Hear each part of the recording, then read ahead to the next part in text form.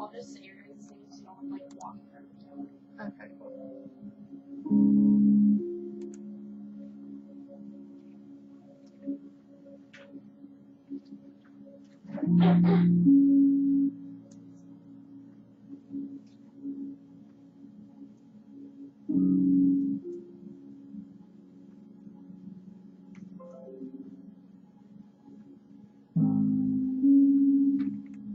Every year, millions of working American families and their children hide their struggle with hunger.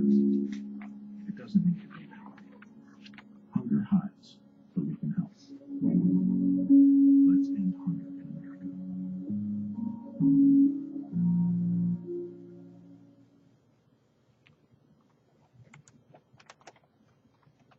Hello, my name's Dominique, and this is Amanda, and this is Emma, and this is Will. And today we're going to be talking to you about food insecurity in the United States and how it also affects our community. 35 million people in the United States are hungry or don't know where their next meal is coming from, and 13 million of them are children. If another country were doing this to our children, we'd be at war. This quote is by Jeff Bridges, who is a well-known actor, and he's also a spokesperson for Hunger in America. He is also someone who is local to the SB area. Michelle Obama is also an advocate for healthy food and feeding children. We're here today to talk to you about food insecurity in America, and we've all done extensive research on this topic. We also have had experience volunteering at local food distributions in our area. One of these places include Isla Vista Elementary School, where there is monthly food distributions. Food insecurity has a large impact on our society, and today we're going to be talking to you about the history behind food insecurity, the causes, and the people who are affected.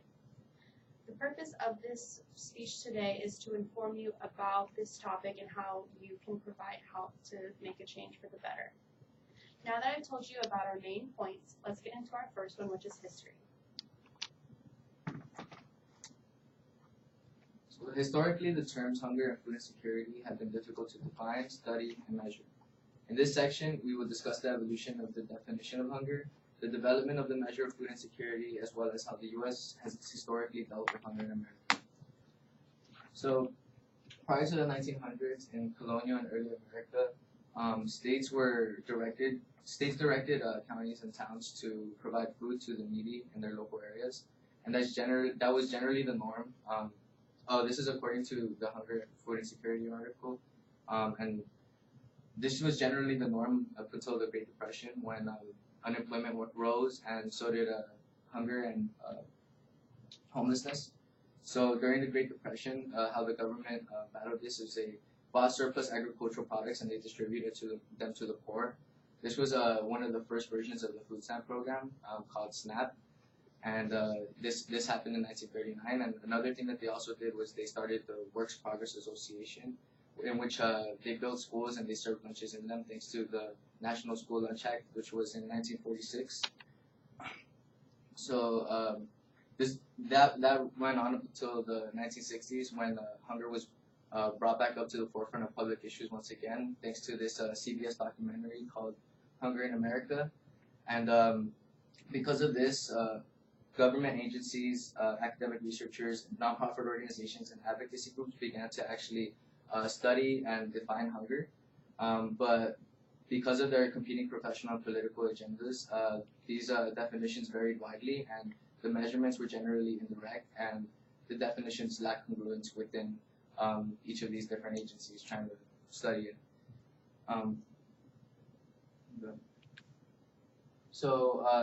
In 1984, Reagan decided to clean up all this studying and research that had been done. So he developed a task force to actually find out how hunger affected Americans. And what they determined is that the issue of hunger is complex and it's distinct from poverty and unemployment. This is according to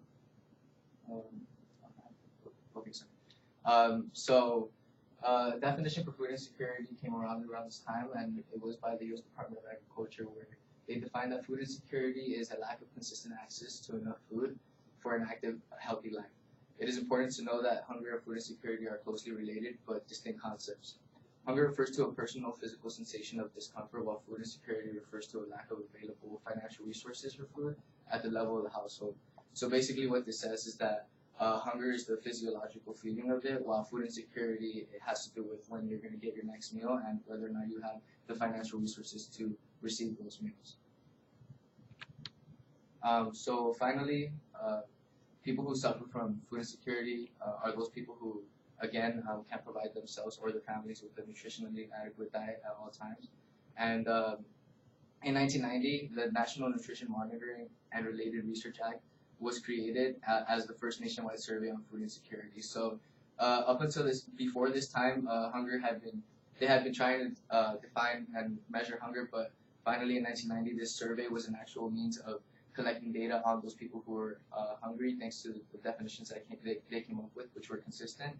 And they finally conducted it for the first time in 1995. And ever since then, it's been recorded and has been measured adequately. Finally, so we have covered how the terms food insecurity and hunger were historically defined, measured, and studied. So we can move on to the causes of the issue. So knowing this history is important, but it's also important to note that knowing the roots of hunger and food insecurity is just as important. So Amanda will be providing with our group's analysis of the root of hunger in America. Now that we have briefly discussed the history behind food insecurity in the United States, I will be discussing some of the causes as to why eating proper and nutritious food every day has become such a concern for over 40 million Americans. According to the Health and Hunger Feeding America organization, a study done in 2017 found that 1 in 8 Americans are food insecure, equating to approximately 40 million individuals, more than 12 million of which include children. As you can see, this map shows food insecurity rates in the United States from the years 2016 to 2017, and that percentage ranges from 4% to 30% and up. So you can see this is a widespread and nationwide issue that is affecting everyone. As stated by the National Coalition for the Homeless, trends in national food insecurity positively correlate to nation poverty levels. Proving food availability or lack thereof is directly connected to one's income. This was shown to be even truer after the most recent recession in 2008, where food insecurity rates reached an all-time high of 22%. Although families have been able to increase that rate and increase their access to a food source, there are still food shortages for so many people suffering from the lingering effects of that most recent recession. These are mainly caused by unemployment, high housing costs, low wages and poverty, lack of access to SNAP, which is the Supplemental Nutrition Assistance Program, otherwise known as food stamps, and medical or health costs. Ultimately, this problem is not a food shortage. The problem is not a food shortage in the United States, but rather an unequal distribution of wealth and income, which causes those below the poverty line to suffer from a multitude of crises, including food insecurity.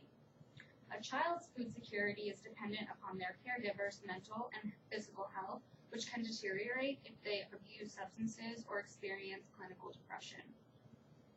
The USDA reports that 23.5 million people are currently living in a food desert, which is defined as a low-income area more than a mile away from a grocery store.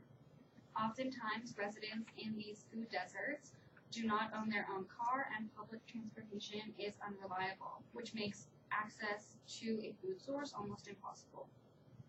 Even gender inequality plays a part in why food insecurity takes place. According to the Wiley-Blackwell Encyclopedia of Family Study, a study done in 2016 found that 10.5% of homes headed by single women were food insecure.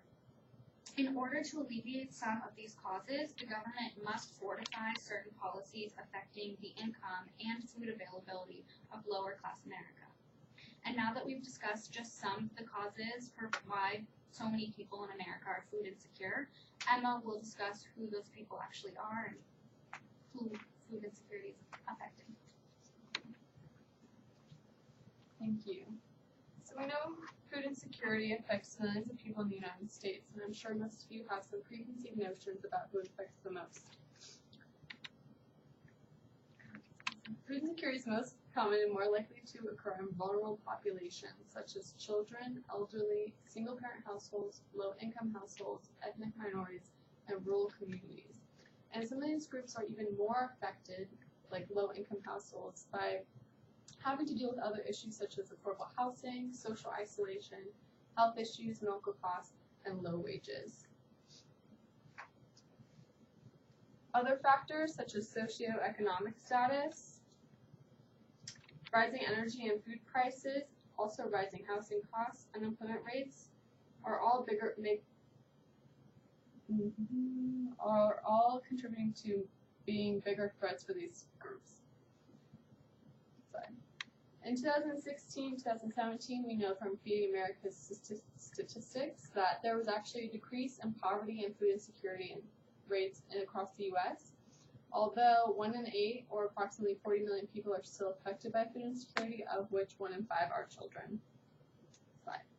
And from the same statistics, we know in Santa Barbara County that 43,960 individuals are food insecure. And for California, those numbers rise to 4,574,710 individuals. Yet, food insecurity affects communities on a larger scale. Adults experiencing food insecurity are more prone to illness, and chronic diseases, as well as depression, which can prevent them from being prepared for competitive workspace, which also means lower productivity, the use of more sick days, and subsequently less income. In children, food insecurity is detrimental to them growing up and living a healthy lifestyle. When they're hungry, children are more likely to be hospitalized and they face higher risk of health conditions like anemia and asthma.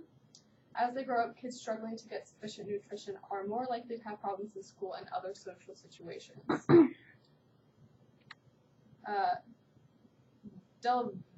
Developmental impairments such as language and key motor skills, as well as social and behavioral skills, become more prevalent. And it's important to know that children facing hunger often come from homes where the parents are also facing hunger or food insecurity. And so what these parents will do to shield their child from food insecurity is to find the cheapest food and alternatively probably not the most healthiest food, which can also lead to problems with obesity and increased medical costs or health issues. Food insecurity imposes both direct costs such as food assistance programs and health care, but also indirect costs such as increased medical issues, increased sick time, low productivity, cognitive impairments, and decreased social skills. It is a vicious cycle that can only be remedied by fundamental changes to our society and our system, which should happen because food insecurity affects everyone. And that is why, as a team that has done extensive research, we agree that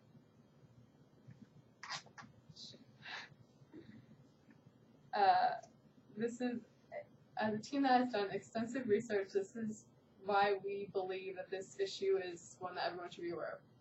Thank you. Food insecurity affects many people in our community, and we need to work together to make a fundamental change. Food insecurity does not only impact those directly affected, but our nation as a whole. This is a significant topic because it's something that can affect all of you, whether it's currently affecting you now or in the future. This can also be affecting your friends, your roommates, and even people back home, and especially your family, whether that's your family now or your future family. It's important for you all to take action because you are part of the group that will make a change. How can you help? Some of the ways you can do is volunteer. You can volunteer at your local food bank or local food distribution, whether it's with your time or just helping people out in the community. You can also help donate food. There's many places you can drop off food, and there's many different types of food that you can donate, especially like canned goods and unperishables. Also, don't waste your food. Wasting food is really bad. There's always someone who could be using it and eating it. Try not to buy too much food that just goes to waste. Anyway, let's try to get that number of 40 million people down and increase the awareness to this cause. Thank you.